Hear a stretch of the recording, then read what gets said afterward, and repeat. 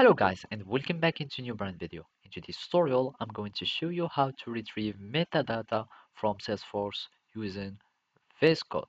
So make sure to watch the video to the end and follow these simple steps.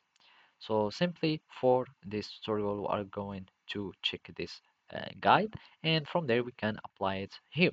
So first, make sure that you have the SFDX extension, which is the Salesforce extension for VS Code or for development. So you can just search for it in uh, your web browser and then you go to the Salesforce CLI and then you can download it. So after you download or finish the process, you will need to start a file or you will need to start an SFDX project. So from here, you will need just to type this tag and then SFDX and then click on create project and you will be able to start creating projects. So here I'm just going to click on standard one, you give it a name, my proj, and from there you can create the project. So when you create the project, you will need to set up the new project folder, which is the thing that we did. And after that, you will need to authenticate to your org. So for that, you will need just to use the command authorize. So here we need to do the same for SFDX.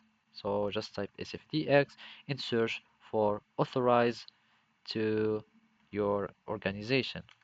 Let's just search for authorize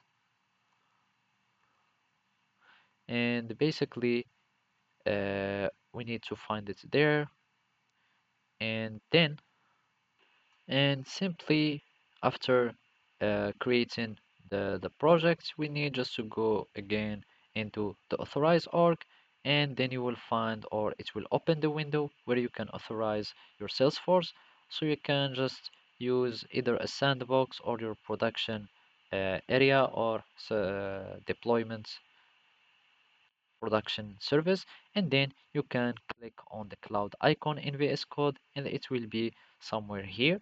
So basically when you will have your org that will be set, you will need just to click. So here we can authorize and then you click and after that you will need just to click on org browser and after that you will select the metadata type you want to retrieve and you will be able to retrieve it.